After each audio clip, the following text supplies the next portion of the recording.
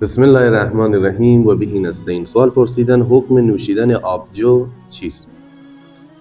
در روایت صحیح بخاری آمده است که کل شراب اسکر فهو حرام. هر آن نوشیدنی که سبب سکر و نعشه شود او حرام هست و قاعده فقهی بر این است که ما اسکر کثیره حرم قلیله. هر آن چیزی که از زیاد نوشیدن آن سبب سکر و نعشه بشود خوردن آن به مقدار اندک هم جایز نیست بلکه حرام است. متاسفانه امروزه مردم خمر و شراب رو با تغییر دادن اسم اونها در حال این عمل هستند که آن را می نوشند و آن را حلال می دانند، در حالی که پیامبر صلی الله علیه و سلم در حدیث خودشان بیان فرمودند که لا یشربن ناس من امتی الخمر، که البته گروهی از امت من شراب را خواهند نوشید یسمونها به غیر اسمها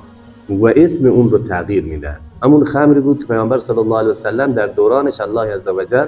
آیات قرآن نازل شد بر اینکه اون حرام هست و الان افرادی آمده ان اسم اون رو تغییر میدهند تحت عنوان آبجو فلان فلان، نامهای متفاوتی بر سر آن میذارن و می نوشند، در حالی که در حرمت آنها هیچ کسی شک ندارد. با توجه به تحقیقاتی که از اینترنت و غیره برای ما به دست آمد در رابطه با نوشیدنی های مانند آبجو و غیره، آنها درصدی از الکل در اونها وجود داره و قاعده فقهی همون هست که هر آن چیزی که سبب سکر و نعشه بشود ناجایز از استفاده کردن آن، حالا برابر از هر اسمی که شما میذارید. ولذا جوانان مسلمان از این مسئله خودشان را دور نگه بدارن و متوجه باشن آنچه که می نوشن در حکم همان شراب و خمر هست، ولذا جایز نیست که آن را استفاده بکنن و استعمال کنن. اما احیانا اگر شخصی بنابر ضعف ایمانی که در وجودش هست آن را نوشید، در قسمت دوم سوال پرسیده بودن که آیا نماز بخواند یا نه، بعد از اینکه نعشگی و حالت سکر از او زائل شد او میتواند نماز بخواند، اما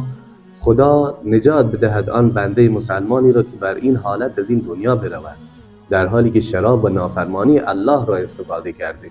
لذا دوستان عزیز، جوانان محترم، این رو نتیجه بگیرن، متوجه باشن که ماه رمضان نزدیک هست، بهترین فرصت است برای اینکه از چنین نوشیدنی های خودشون رو پاک بکنن و به طرف الله رجوع بکنن. و ما علینا الا البلاغ.